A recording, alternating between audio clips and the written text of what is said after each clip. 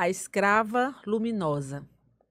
A história acontece na cidade de Barras, no estado do Piauí, no período da escravização de pessoas negras, em que havia um fazendeiro ruim, detentor de um grande número de homens e mulheres. Entre elas, havia uma mulher que, ao descobrir um segredo da esposa do homem, conta para ele. Após a revelação, o relacionamento do casal fica abalado.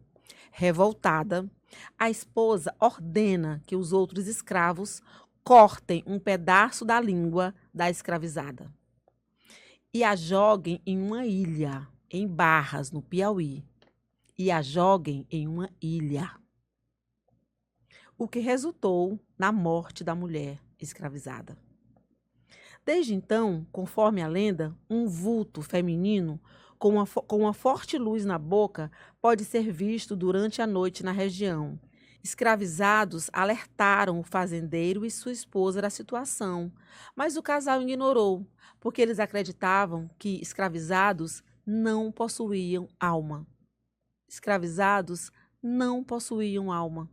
Eles acreditavam que escravizados não possuíam alma.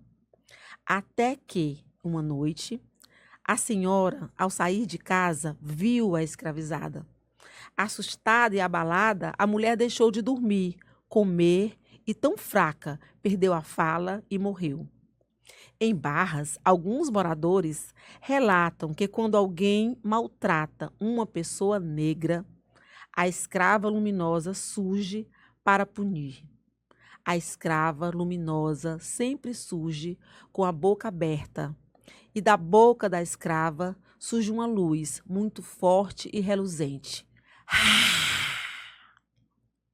Uau! Todas as vezes que alguém em Barras maltrata uma pessoa negra.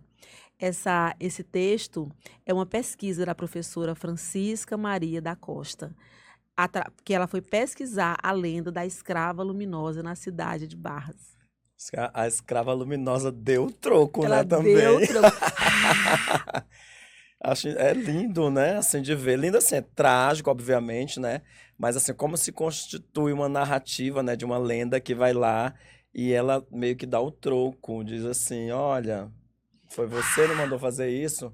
Mandou cortar minha língua, pois pegue. E aí ela devolve, Exatamente. inclusive, com a morte, né? Ela Com a devolve com a mesma morte, moeda. com a mesma moeda. E Uhum. também de uma narrativa que coloca o sujeito negro, né, a sujeita negra, como alguém que responde, exatamente o que você está falando, como alguém que responde à violência sofrida, né? Uhum. Seja nesse campo ou no campo da espiritualidade, no campo da alegoria, no campo do Sim, lúdico, da lenda, né? Eu não sim. conhecia essa lenda, essa pesquisa da professora, mas eu sei que é uma lenda que existe na cidade de Barras e essa lenda muito me iluminou e muito me inspirou a criar dança e a pensar nessa pessoa da escrava e luminosa que vem assustar as pessoas que maltratam uma pessoa negra em Barras. Achei lindo isso. Também não conhecia e achei lindo, achei incrível, porque ela faz um movimento muito diferente das outras lendas que a gente está acostumado a ouvir, né? Porque ela tem um sofrimento ali, mas ao mesmo tempo ela tem um processo que denuncia o silenciamento do que aconteceu com as pessoas negras, né? Porque a abolição ela não aconteceu, né, de forma que foi a princesa Isabel que decidiu, não. Foi o movimento negro, os negros tocaram o terror nas senzalas, os negros fizeram todo um processo de aquilombamento, os negros fizeram todo um processo nas cidades também, os abolicionistas, né, como foi todo um movimento. E a Escrava Luminosa, ela meio que narra isso nessa corporeidade que é no um por um, às vezes, né, que Uhum. não está necessariamente engajado no movimento social, mas que ela entende essa luta maior e está ali engajada. Então, acho que é uma poética assim, muito interessante da Muito gente ler interessante. essa nuance da resistência negra. Exatamente. E é esse corpo da revolta, né? Esse Sim. corpo da vingança, esse corpo da raiva, que eu acho também que é um corpo potente para se fazer justiça. Porque eu acho que a gente tem uma idealização de uma questão romântica que a gente tem que sofrer nesse mundo, para Uhum. lá, como se nós estivéssemos com os pés fincados ainda na Idade Média, né? Com essa ideia de que existe um outro mundo e que lá a gente vai ter uma vida digna e justa. E é aqui agora, a Escrava Luminosa volta e eu tô adorando a maquiagem de hoje, adorei a Achei maquiagem, incrível. porque também, além de reivindicar esse meu lado indígena, negro indígena, me coloca também no ponto de luta, né? Como a escrava luminosa é um corpo que se foi, mas o espírito permanece, vai lá e se vinga. E aí tem uma coisa que é. Todas as vezes que você maltratar uma pessoa negra em Barras, a escrava luminosa vai aparecer com a luz saindo da boca para assustar a pessoa. Então eu adoro isso, porque de alguma forma linka muito com a nossa obra de A hoje. nossa obra e a nossa maquiagem E a também. nossa maquiagem. A gente tá assim muito A Wakanda, gente está né? muito. Adorei. Sim. E você quer apresentar a autora? Eu gostaria que você apresentasse. Eu posso apresentar, mas Pronto. apresente. Então, estamos com a gente apresenta A gente junto. apresenta junto. O Pacto da O Branquitude Pacto da da Branquitude, Cida Bento. professora Cida Bento, Professora que Cida é Bento. muito incrível. Professora Cida Bento, professora, doutora, palestrante, ativista, escritora, pesquisadora, que vai lançar luz sobre as questões de raça no Brasil de um jeito onde coloca o sujeito branco como uma das partes da questão, o sujeito branco como racializado, tira o Uhum. sujeito branco do lugar de neutralidade. Sim. A professora Cida Bento, com essa obra, ela vira uma chave, eu acho que especialmente nas universidades do Brasil, onde Uhum. foi sempre pesquisar o negro, pesquisar o sujeito negro, a questão do negro, a origem do negro, o problema do negro. A professora Cida Bento, muito embasada nos estudos de Fanon, Guerreiro Ramos e tantos outros, ela vai trazer o branco para dentro da questão racial e dizer que esse grupo é um grupo também racializado. Sim. E como é interessante pensar nessa etimologia da palavra, porque quando o Fanon, ele meio que traz esse branco para dentro, mas ele não usa o nome branquitude, ela usa essa palavra que etimologicamente muita gente às vezes não compreende. Eu já ouvi muita gente perguntar assim, Cássio, qual é o significado de De branquitude? branquitude. E Aham. aí eu acho que tem uma forma muito didática de pensar que é assim como a gente pensa a negritude enquanto um lugar que é um objeto de estudo, porque todo mundo sabe dizer negritude. Como objeto de estudo. Exato. Uhum. Então é como a gente coloca a branquitude, né? A pessoa branca, o sujeito branco e toda essa cultura que surge a partir de um lugar que é branco, como a gente nomeia, assim como a gente nomeia a negritude, para poder pensar isso numa oposição e entender que há um legado, da mesma forma que há um legado para a negritude, há um legado para a branquitude, que esses legados são bem diferentes. Muito bom, Cássio. E aí eu tô lembrando de César, né? Aimé Césaire, que ele junto com outros intelectuais, ele vai trazer a palavra negritude, ele vai criar, eles vão criar a palavra negritude. E aí quando ele cria a palavra negritude, eu lembro de uma palestra que ele deu, não que eu assisti, mas que eu fui estudar, e ele fala, a gente criou essa palavra negritude para ela rapidamente se desfazer. Porque era necessário que a gente criasse um termo para positivar a nossa existência e responder à altura às questões de raça, né? Das Sim. pessoas da diáspora. Eu simplifiquei, mas o texto dele é muito bonito, muito interessante. Ele diz que não criou essa palavra negritude para que ela ficasse para sempre. Uhum. Ela precisa acabar. E aí eu fico pensando como é importante também que esse termo da branquitude, em algum momento, ele termine, para que a gente possa encontrar aí uma humanidade, que é o que a gente busca, né? Quando a Sim. professora Cida Bento começa essa pesquisa de doutorado, que mais tarde seria o Pacto da Branquitude, ela vai pesquisar em instituições, empresas, sindicatos, tanto de direita como de esquerda, escolas, em vários tipos de empresas e organizações, ela vai pesquisar as relações de raça e gênero nesse lugar, as desigualdades e as hierarquias que estão nesses lugares, e como o poder se mantém. E aí é interessante que ela diz assim, eu fui pesquisar em várias instituições, em vários lugares, e ela percebe que todas essas instituições, de direita, de esquerda, de centro, particulares ou do Estado, elas guardam similaridades, né? Quando se diz respeito à raça e ao gênero. É como se essas similaridades, é como se fosse um modus operandi de Uhum. manter aquele grupo privilegiado em situação de poder. Sim. Então, é como você diz assim, esse algumas empresas, até a professora Cida traz, eles dizem até que trabalham com a diversidade, com questões, mas na real, quem estão lá? Quem são os empregados? Quem são os diretores? Quem está no cargo de poder? São as pessoas brancas. E aí a professora Cida vai entender como é que é esse mecanismo de transmissão desse poder. E ela vai nomear isso como esse fenômeno da branquitude, que consegue manter e sustentar esse poder e passar de geração em geração. Sim, porque é um processo que é de uma herança, né? Então, às vezes a gente estuda muito a negritude, entendendo as sequelas do processo de escravização que se deu e o que ficou disso. Mas olhar para esse outro lado da moeda, né, para essa outra face, é olhar que ao mesmo tempo, né, ao passo que a população negra ficou desassistida, ficou sem terra, ficou sem dinheiro, ficou sem concentração de renda.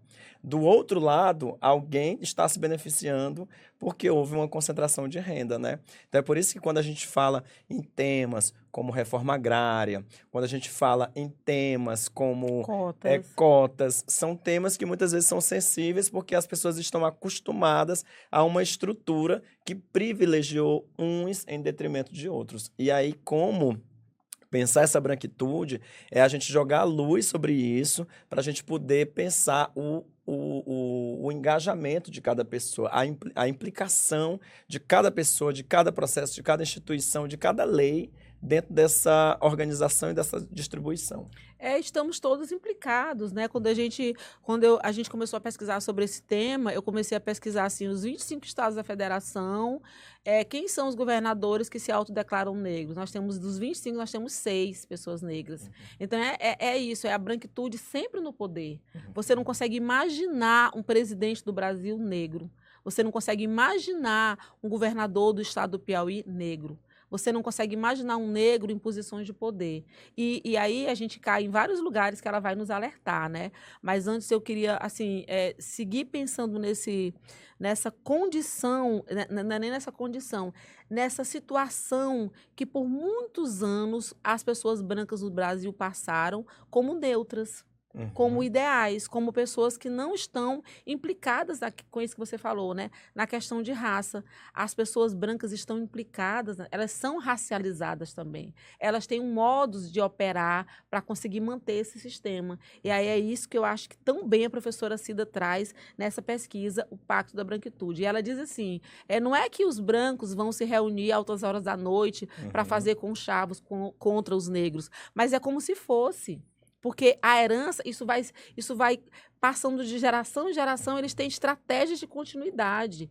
E uma das estratégias é o medo que eles inventaram, a projeção que eles lançam nos negros a partir deles. O medo que eles lançam dos negros, como se eles tivessem medo dos negros, mas esse medo é muito mais uma questão deles do que realmente de nós como pessoas negras. É um medo que eles inventam. Uhum. Que aí, assim, eu não sei se eu estou sendo clara, mas...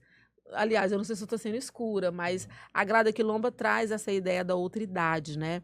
Como uma projeção daquilo que o sujeito branco não quer ser, ele lança no negro. Quer dizer, corta a língua dela, põe a máscara de Flandre na boca para que ela não coma, para que ela não fale. Por quê? Porque o negro é agressivo, o negro é bandido, o negro é ladrão, quer dizer, lança todo esse inconsciente branco na pessoa do negro. Ele se vê, né? Aquilo que ele não quer ser, ele lança pra gente. E aí esse medo inventado, eu tinha uma amiga, eu tenho ainda, que sempre que a gente ia passar na rua, que se via um rapaz negro, ela mudava de rua.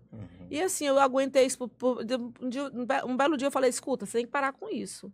Porque quando é um homem branco, realmente ela não Aham. mudava de rua.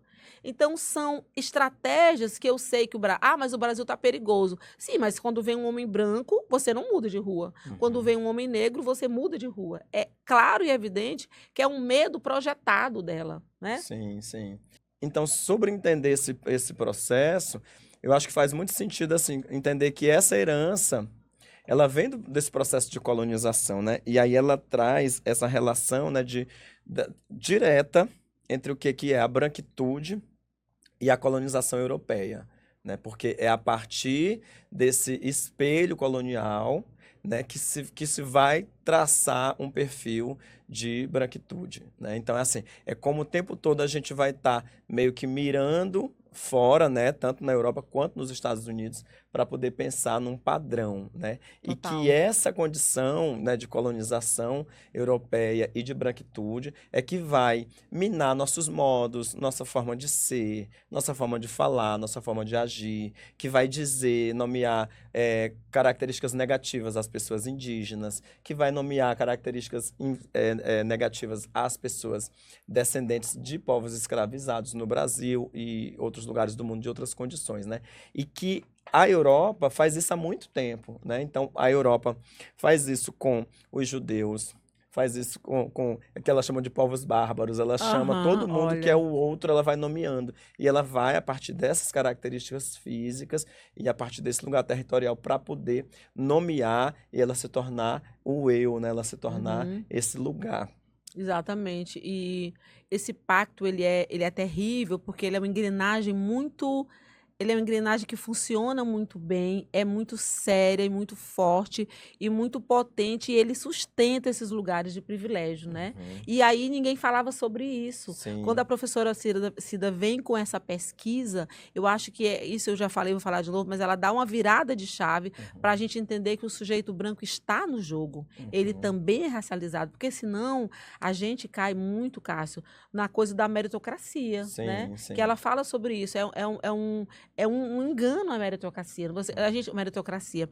Nós não partimos dos mesmos lugares para disputar um lugar. Se Exato. você é branco, se você é homem, se você é hétero, você já parte de um lugar, de um caminho muito mais livre do que se você é um homem, se você é negro, se você é nordestino. São outros lugares de partida. Sim, e mesmo se esse branco é um branco pobre, né? E aí ela Sim. traz a citação do Webbe de Bois, que ela vai dizer isso assim, né? Que o Webbe de Bois é um estudioso que vai, enfim, meio que fundamentar também isso. E aí ele vai dizer isso, né? Que ela reforça, né? Como é que uma pessoa, mesmo ela pobre, ela branca, ela leva vantagem em relação a uma pessoa negra. Eu me lembrei muito quando estava lendo essa passagem que eu tive em Barra Grande alguns anos atrás, uns 3 anos atrás no máximo, e a gente foi para um bar muito requintado, enfim, muito maravilhoso, assim, né? E aí a moça veio me pedir a conta.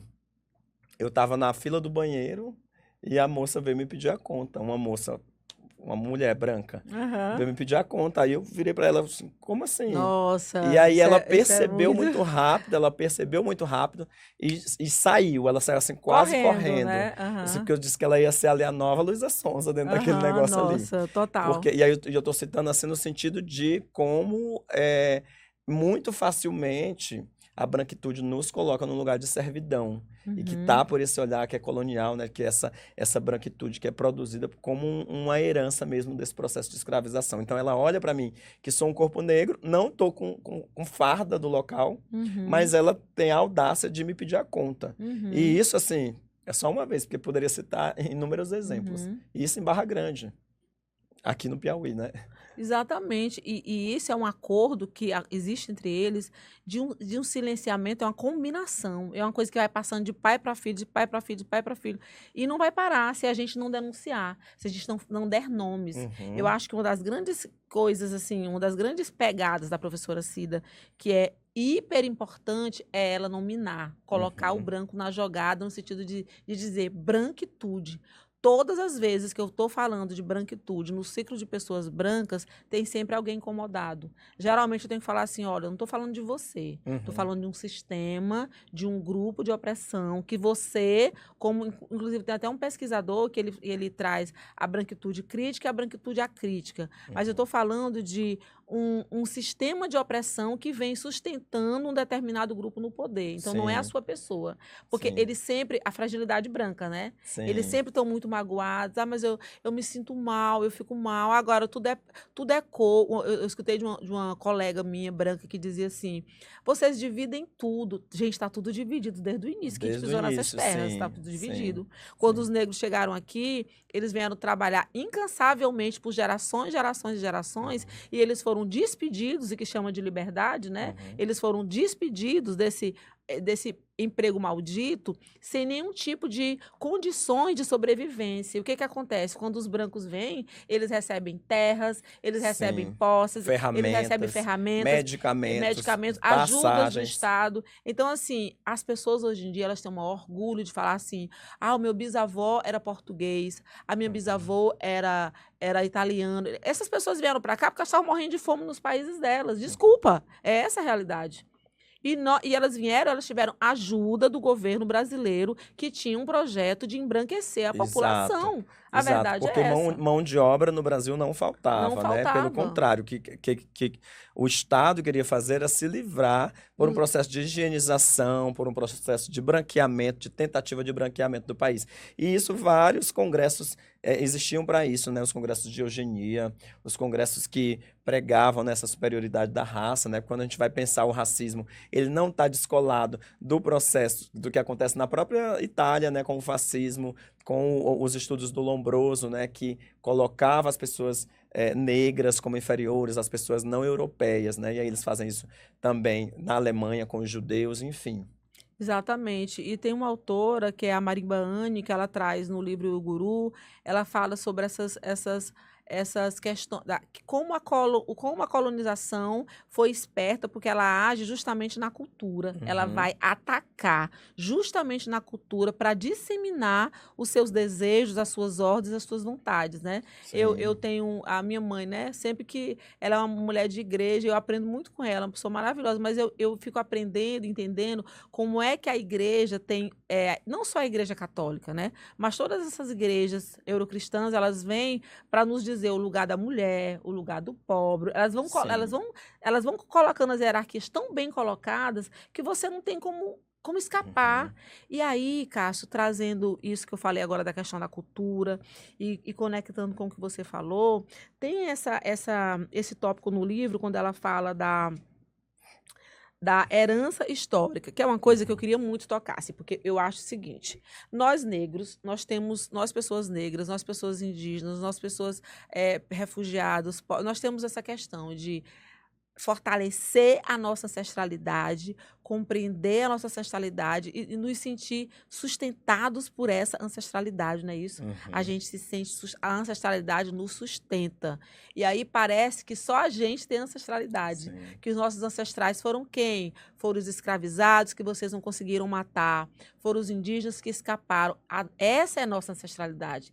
E fica parecendo que a branquitude não tem ancestralidade. Uhum. A branquitude tem ancestralidade.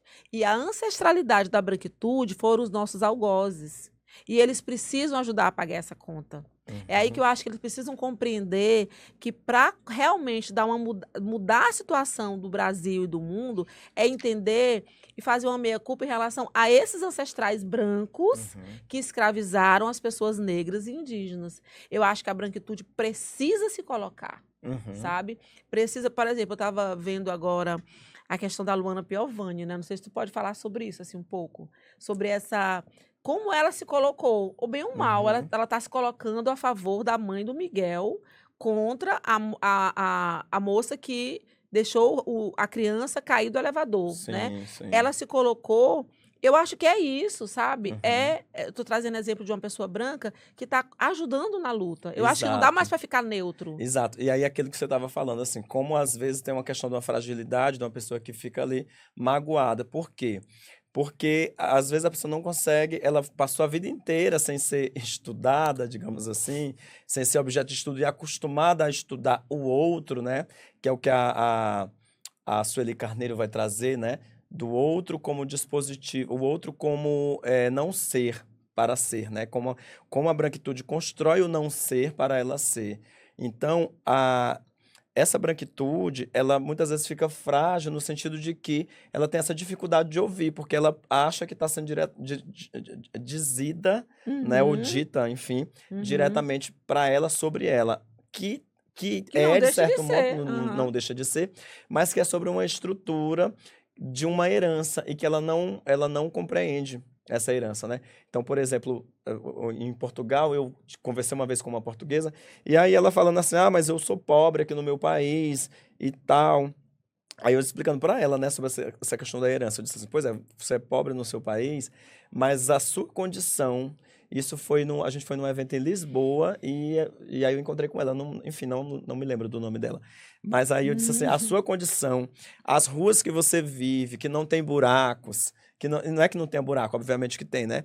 Mas toda uma estrutura de conforto que a cidade ela proporciona não se compara com o que é viver a pobreza no Brasil, por exemplo, num país que foi roubado, né, de um país que foi aí Continuamente, usurpado, de um né? país que foi que vive de extrativismo. A gente vê hoje o nosso vento indo embora, né, Nosso sol, nossa água indo embora a partir aí de vários mecanismos.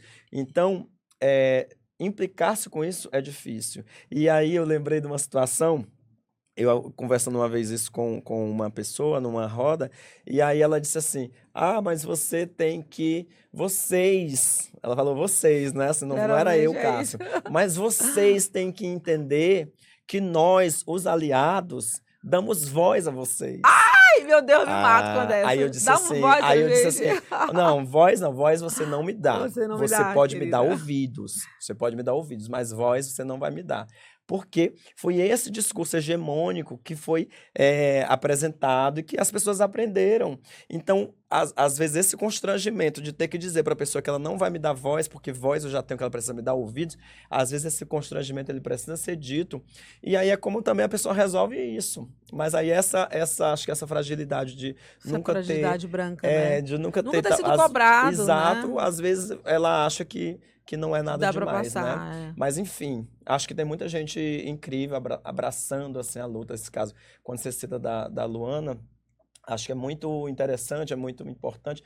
Mas assim, como é importante a Luana falar para a mãe do Miguel ser ouvida, a Mirth ser ouvida, né? É isso. É como aquele vídeo da Fernanda Torres falando sobre a branquitude no Brasil, que a branquitude está confusa. Muita gente mandou para mim, olha, Cássio, eu lembrei de ti, olha que lindo, olha que incrível, olha que maravilhoso. E aí eu fiquei com vontade de dizer assim, quando sou eu, Cássio, que eu tô falando, ninguém escuta. A pessoa não escuta, a pessoa não acredita. Aí precisa vir a Fernanda Torres falar, precisa vir a Luana Piovani falar para legitimar aquilo que a gente está discutindo.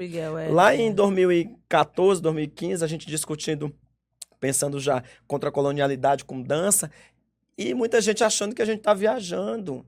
E aí precisa outras pessoas virem falar para poder legitimar, né? Porque é como se não tivesse valor. Mas eu acho que isso é um sintoma, é como a gente convive com isso e como a gente também expande a partir disso. Por exemplo, eu acho que muito como o Nego Bispo diz, a gente vai falar, é nosso último episódio do Nego Bispo dessa temporada, tá, Eita. gente? Mas é muito como ele diz, usar as armas que nós temos contra o colonizador para nos defendermos mesmo, né? Ele fala dessa fronteira, mas eu fico pensando assim, da importância que é pessoas brancas adentrarem na luta antirracista. Sim. Por quê? E aí trago o Fanon naquela ideia de que o que o negro quer? O negro quer ser branco. Mas por que o negro quer ser branco? Porque ao branco é legado o direito à A humanidade. humanidade. Então, o negro Uhum. não quer ser branco porque ele gosta do branco, mas é porque o negro quer ser o que ele já é. Ele quer ser reconhecido de fato e de direito como um Como ser humano. Isso. Então, eu acho que nesse sentido, a Luana Piovani e tantas outras pessoas brancas que entendem a importância da luta antirracista, antissexista, antimachista, né? Adentrarem nessa luta é importante demais. E eu nem acho, sabe, Cássio, que eles estão fazendo nada demais. Eu acho que eles estão fazendo o que é fato e de direito para ver Que um devem país fazer. que se deve realmente fazer. Sim. Eu fico sempre pensando, me conectando com a dança, sabe? Que todas as vezes que eu tô numa roda de pessoas assim, que eu vou falar sobre a questão da branquitude, as pessoas estão sempre muito chateadas, muito preocupadas, muito sentidas. Ah, mas eu não sou assim. Gente que me chama quase chorando. Mas, Luzia, eu não sou assim. Dá vontade de... escrava luminosa, sabe? Sabe? Porque, assim, você vê jovens negros sendo... A Conceição... A Sueli Carneiro, ela fala assim... gente, os nossos jovens negros, eles morrem... Parece... Você pode contar no IML que nem uns pezinhos de passarinho. O jovem negro Triste. é alvo da polícia, né? Sim. As crianças negras são alvos da polícia. As pessoas negras são alvos da sociedade. Você chega em uma loja, você tem que provar que você pode comprar. Exato. Você pode ser maltratado. Quer dizer, não dá para dizer não é sobre mim, não é Exato. comigo. Eu sou neutra na situação. E- E aí, engatando, vai. Sim, e aí nesse sentido, A gente Lu, adora falar, gente. e aí nesse sentido, Lu, a Cida Bento, ela traz uma coisa muito legal sobre a questão da polícia que você citou, e aí eu vou fazer uma leitura Faça, meu aqui que está na página 44 do livro, Vamos lá. que é sobre a Polícia Militar, um caso na Polícia Militar de São Paulo. Esse caso, eu lembro muito dessa matéria quando saiu, foi uma matéria que me marcou muito, e aí a Cida Bento traz na pesquisa dela, que ela diz o seguinte, a maneira como a Polícia Militar vai tratar as pessoas de diferentes lugares na cidade de São Paulo, e que a gente poderia pensar em Teresina, na periferia, enfim. E aí ela faz a citação que é o seguinte, que o comandante da rota diz assim, abre aspas, são pessoas diferentes que transitam por lá. A forma dele abordar tem que ser diferente, né? Ele se referindo Tá ao falando do outro policial. bairro chique, né? Isso. Aham. Se ele, policial, for abordar uma pessoa na periferia da mesma forma que ele for abordar uma pessoa aqui nos Jardins, que é um bairro rico, elitizado. Os Jardins tem parece que o IDH dos Jardins é igual ao da Finlândia.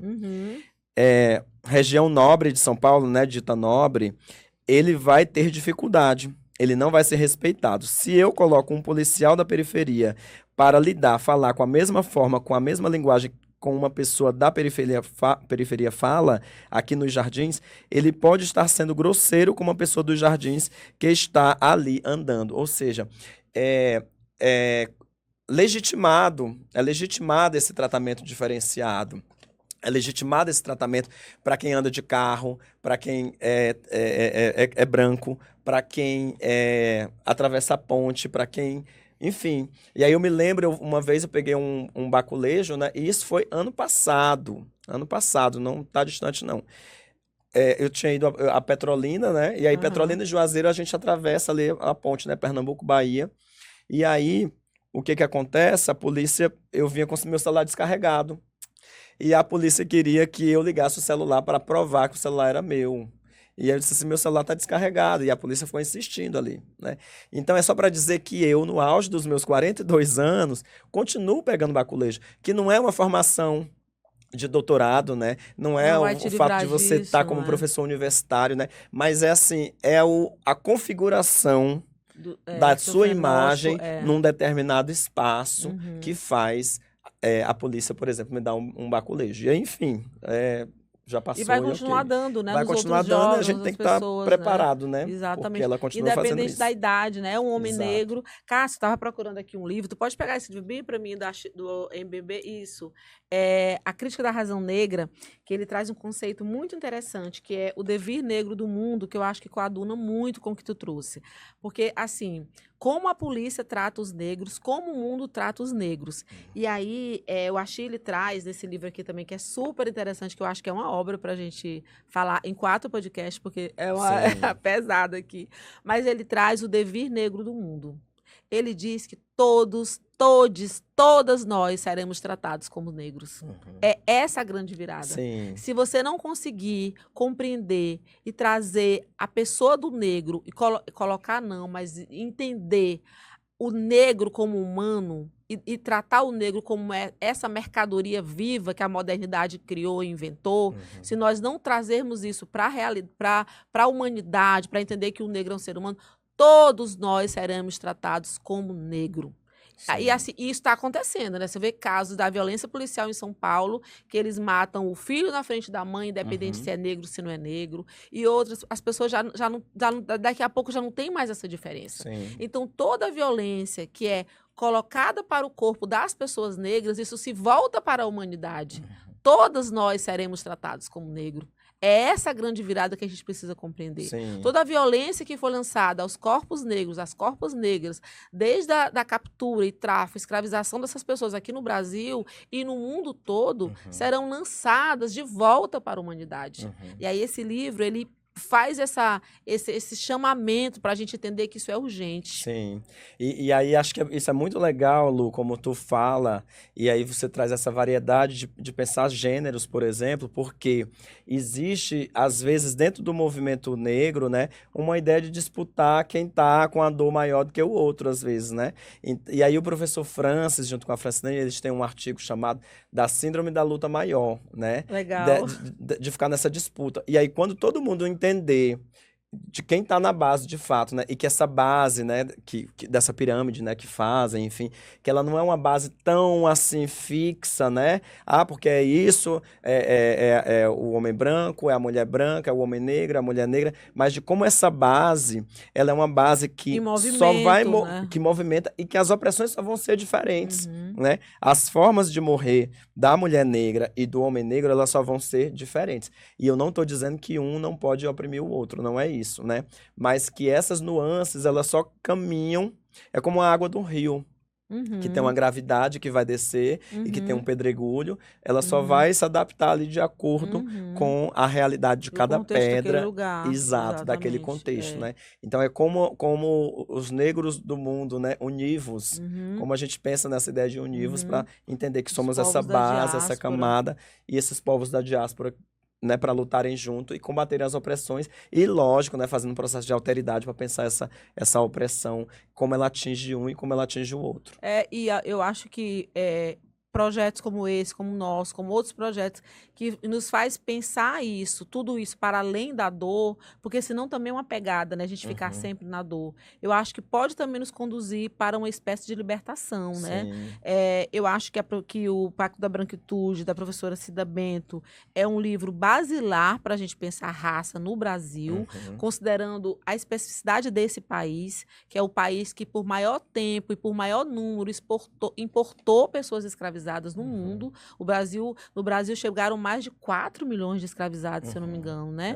Então, assim, maior do é o mundo, maior assim. número e por maior tempo maior o tempo. Brasil manteve esse tráfico, mesmo quando já era proibido, a Inglaterra já tinha proibido por questões comerciais, evidentemente, mas o Brasil se manteve nesse tráfico. E aí depois joga todas essas pessoas sabe assim?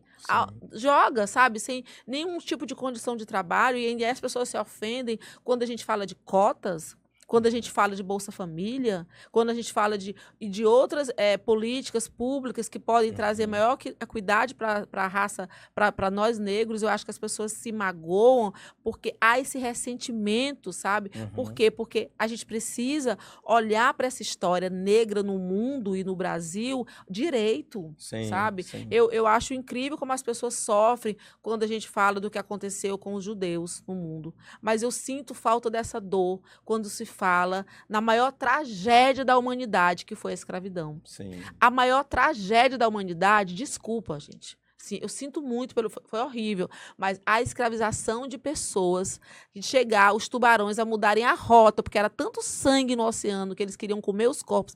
É essa desgraça, sabe? Assim, que é como a Marimba Ana chama, essa desgraça, né? A Maafa, a grande desgraça negra. Uhum. Eu acho que enquanto a humanidade não olhar para essa questão como uma questão que precisa ser enfrentada e considerada e as coisas se colocarem nos lugares, a gente não vai avançar.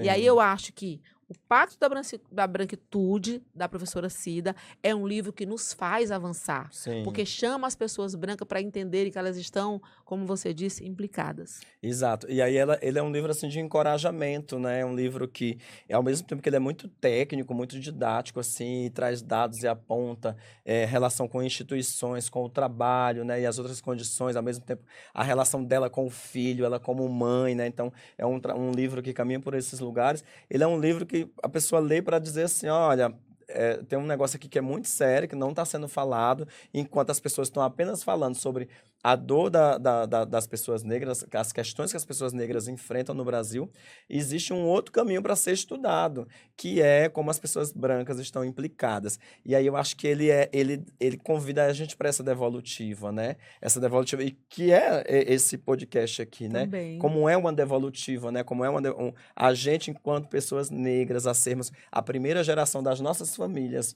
a sermos alfabetizadas, isso é algo incrível, né? Se a gente parar para pensar que meu pai foi analfabeto, né? E que eu sou a primeira geração que vem a ser alfabetizada, é algo Não é absolutamente surreal. Real. E de como esse lugar é importante. E importante não no sentido de dizer que é o CAS por si só, e não que não seja importante, lógico que é, mas de como muitas pessoas negras estão nessa situação e quantas ainda não chegaram, quantas ainda estão ainda no processo ainda de analfabetismo, por exemplo. Muito bom, muito bom. Viva a Cida, viva Viva. essa pesquisa tão linda, o Pacto da Branquitude, a gente super indica e acho que a gente pode finalizar, né? Sim, Agora eu lembrei sim. da mãe do Cris, cara, porque gente branca é assim, eu acho que ela é uma boa sacada também para pensar a branquitude. Isso é interessante demais, assim, porque a gente criança, quando via os sitcoms, né? A gente sempre viu os sitcoms racializados, mas a gente, na nossa condição, muitas vezes não conseguia perceber, Não né? conseguia. Então, assim, como o Todo Mundo Odeia o Chris traz, assim, uma referência racial que é genial E que é e que fácil às de vezes a gente não entender, né? entende. E eles trazem porque eles já entendem, já é muito claro para É eles. muito claro para E eles. a gente está nesse processo, né, de entender, de poder internalizar.